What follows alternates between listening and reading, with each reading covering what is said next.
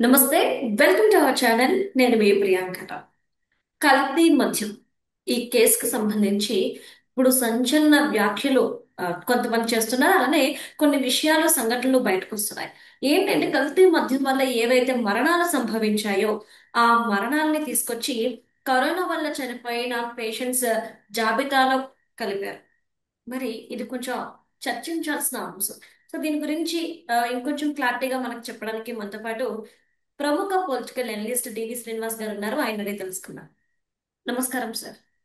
నమస్తే. సార్, ఏవైతే కల్తీ మద్యం వల్ల చనిపోయారో ఆ మరణాల సంఖ్యను తీసుకొచ్చి కరోనా వల్ల చనిపోయిన మరణాల సంఖ్యలో కలిపేసి ఈ కల్తీ మద్యం అనేదే లేదు అనేలా ఈరోజు ఒక డ్రామా నడిపించారు అని చెప్పేసి ఒక వార్త బయటకు వచ్చింది.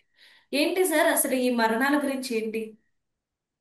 అంటే ఆంధ్రప్రదేశ్లో ఈ నకిలీ మద్యం అనేది ఇది ములకల చెరువు ప్లాంట్ అనో లేకపోతే ఉమ్, ఇబ్రహీంపట్నం ప్లాంట్ అనో ఇవి బయటకు వచ్చాయి. ఉమ్, కానీ ఇది అసలు ఎప్పుడు ప్రారంభమైంది?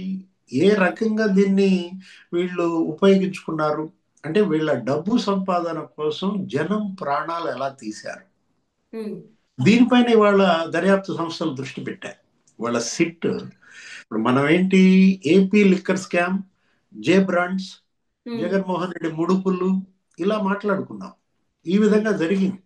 ఆ మిథున్ రెడ్డి కూడా అరెస్ట్ అయ్యాడు, సరే బెయిల్ పై వచ్చాడు. చెవిరెడ్డి భాస్కర్ రెడ్డి, కసిరెడ్డి రాజ్, ఇదంతా ప్రధాన అంకం. ఉమ్, ఇదేంటిది? ఇది ద్వితీయ అంకం. ఈ కేసుని మనం 4 ఎపిసోడ్లుగా చూడాలి. ఉమ్, ఒకటి, మద్యం. ఆ మద్యం పైన వీళ్ళు ఫస్ట్ ఏమో నిషేధం చేస్తామన్నారు, ఉమ్, తర్వాత రేట్లు పెంచామన్నారు. ఉమ్, అది కూడా ఏమని చెప్పారు? తాగుబోతులను కంట్రోల్ చేయడం కోసమే రేట్లు పెంచామన్నారు. ఆ తర్వాత మళ్ళా ముడుపులు వసూలు చేశారు. 3600 కోట్లు, రోజుకు 2 కోట్లు అంట.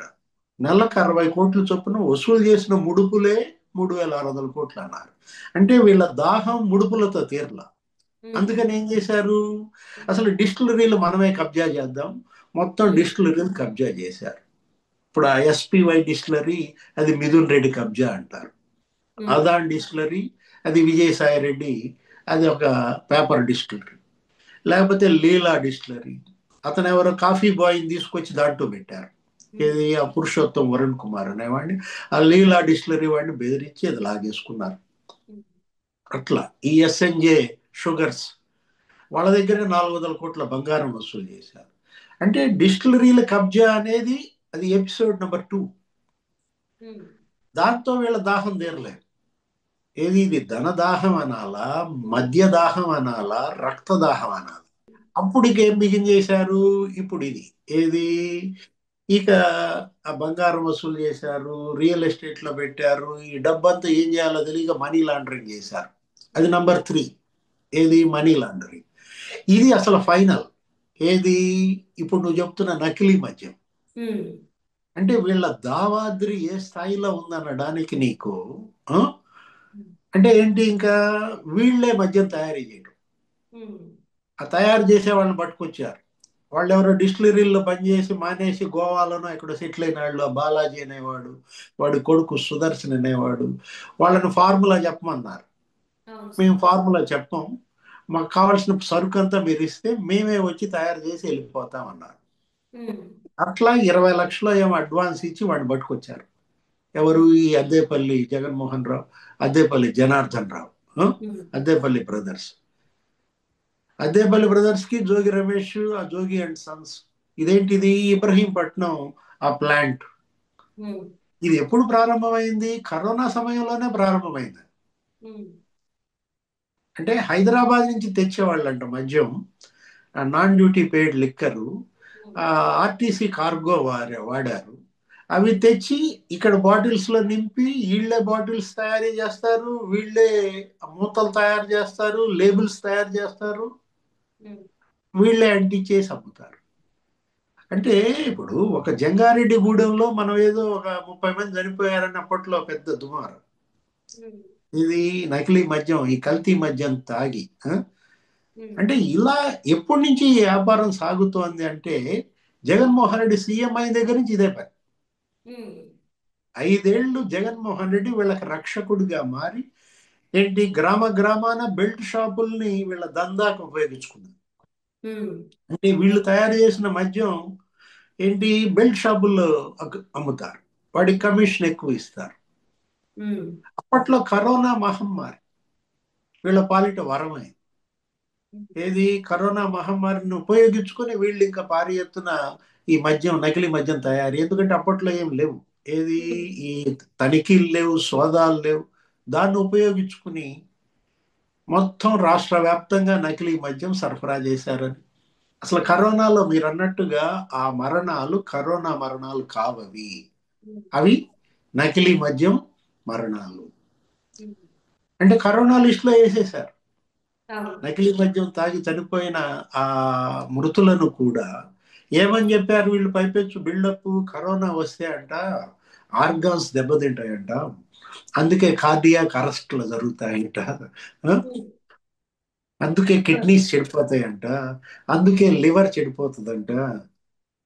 వైరస్ కదా సార్, బాడీని తినేస్తుంది. అంటే ఎక్కడో ఏదో మామూలుగా ఏంటి కరోనా అప్పట్లో ఏదో రెమిడిసివిర్ ఇంజక్షన్లు ఏవో ఉన్నాయి. ఆ రెమిడిసివిర్ ఇంజక్షన్ ఒక్కొక్క ఇంజక్షనే 40,000 1,00,000 రూపాయలకి అమ్మారు. అప్పుడు కరోనా భయంతో ఈ డబ్బున్న వాళ్ళందరూ ఆ ఇంజక్షన్లు చేయించుకున్నారు. ఉం?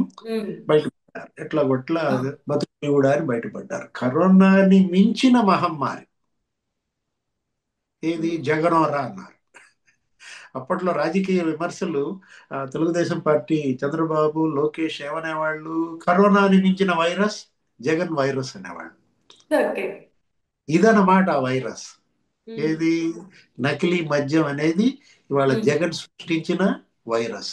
ఉమ్, వీళ్ళంతా పాత్రధారులే. ఎవరు? ఉమ్, ఈ జోగి రమేష్ కావచ్చు, లేకపోతే జయచంద్రారెడ్డి కావచ్చు, ఈ అద్దేపల్లి బ్రదర్స్ కావచ్చు, ఆ సురేంద్ర నాయుడు కావచ్చు. ఈ పాత్రధారులు. అసలు సూత్రధారి ఉమ్, జగన్మోహన్ రెడ్డి. అసలు సూత్రధారి జగన్మోహన్ రెడ్డి అనమాట. అంటే ఒకటి, ఆ కరోనాలో అప్పట్లో ఏంటి దగ్గర దగ్గర ఒక 20 లక్షల మంది సఫర్ అయ్యారు. ఉమ్, ఆంధ్రప్రదేశ్లోనే ఎక్కువగా సఫర్ అయిన దీంట్లో నాకు తెలిసి అప్పట్లో ఒక 10,000 మంది మరణాలు చనిపోయినట్టుగా చూపించారు. కృష్ణా ఉమ్, జిల్లాలోనే ఎక్కువ మరణాలు. ఉమ్, అంటే మొత్తం ఈ నకిలీ మద్యంలో చనిపోయిన వాళ్ళందరినీ అందులో వేసి పారేశారు. ఉమ్, గుండె అయ్యింది అనుకో, కార్డియాక్ అరెస్ట్ అనుకో, అది ఉమ్, మద్యం వల్ల కాదురా నాయన, అది కరోనా తిరగబెట్టింది. ఉమ్, ఇప్పుడు లివర్ చెడిపోయి చనిపోయాడు. ఈ లివర్ మా మద్యం తాగటం వల్లగా చెడిపోయింది.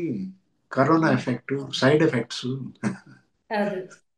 అంటే కరోనా ఇళ్ళ పాలిట ఒక వరంగా మారిందనమాట. చూసావా? ఉమ్, ఆ? అవును ఇవన్నీ సార్. బయటికి రావాలి. ఏది అది. అసలు అప్పుడు జరిగినటువంటి ఆ హత్యలు, అప్పుడు జరిగినటువంటి ఆ మరణాలు, వాటి వెనుక ఉన్నటువంటి నిజాలు బయటకు వస్తే తప్ప ఈ ఉమ్, కేసు ఒక లాజికల్ ఎండ్కి చేరదనమాట. Right. Thank you so much sir.